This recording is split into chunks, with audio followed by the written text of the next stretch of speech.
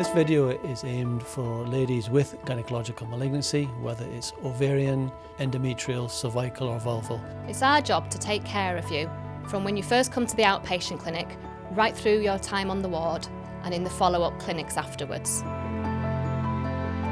The Bexley wing is a diamond in the NHS. Within this department we have all the services required to run a gynecological cancer service. We have medical oncologists, clinical oncologists, pathologists. We have a very good bunch of dedicated nurses, physios, pharmacists, and we are all in one building. And that is very unique. We are the second largest gynecological cancer centre in the United Kingdom.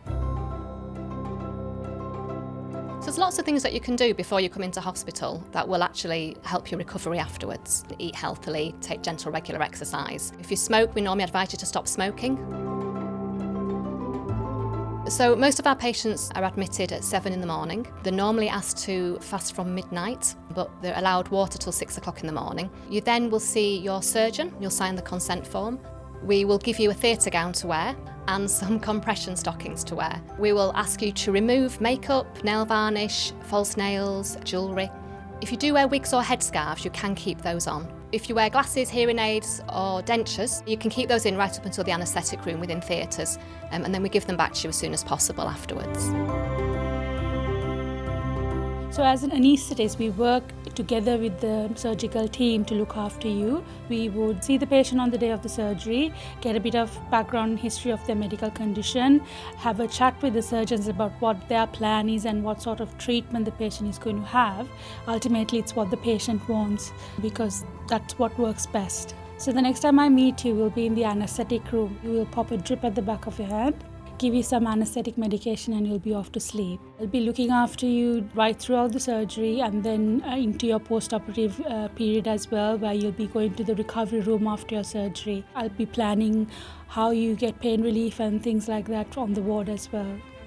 Anesthetics is not what it was 10 years ago. There's lots of new medication, there's lots of new drugs, developments in techniques. So the recovery time has shortened, the side effects are much less and helping get the patient home quicker.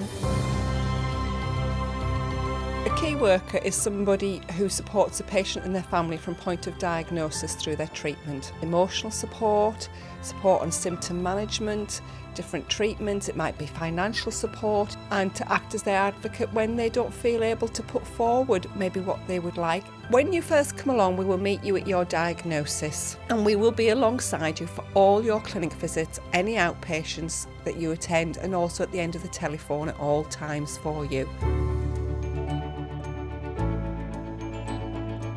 So we'll tell you what to expect to happen after your surgery. So you'll have painkillers, you'll have a drip in your arm, you'll have oxygen. Depending on what time you get back from your operation, you may be able to eat and drink the same day, otherwise it'll be the following day. If you had keyhole surgery, such as laparoscopic or robotic surgery, you can usually expect to go home within 48 hours. If you have open surgery through a cut in your tummy, you can normally go home 3 to 5 days after your surgery. On the first day we explain to you that you need to get up and moving, that you need to get out of your chair. So we teach them deep breathing exercises. It's to make them take those deep breaths, open their lungs up, and that helps to make sure they're clearing anything they have on their chest, any sputum, which can happen after an operation. Surgery can have an effect on you being a bit more tired, a bit more drowsy, as well as the medications you're on. People might need a bit of help at first, but once they're up and moving, their chest clear, that's where we're aiming for, to get them back to their normal, building them up steadily and then giving them a bit of advice for when they're at home. We have teams that can help support people at home. We definitely talk through it and make sure we offer whatever we can. Once you get home, we will ask you to wear your compression stockings for 2 weeks, day and night.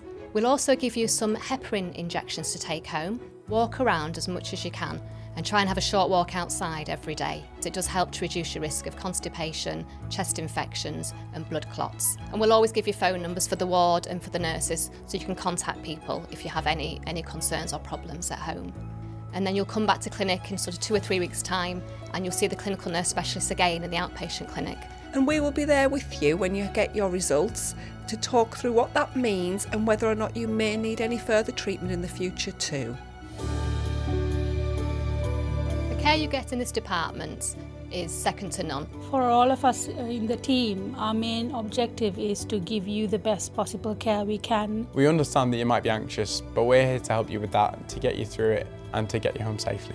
There'll be very little that you can tell us that we haven't seen or dealt with before, and we will look after you to the best of our ability. We have lots of empathy, we have lots of experience, and we just want to be there alongside you to make sure you get all the help and support in the world that you need. And hopefully get you well and start to improve your quality of life.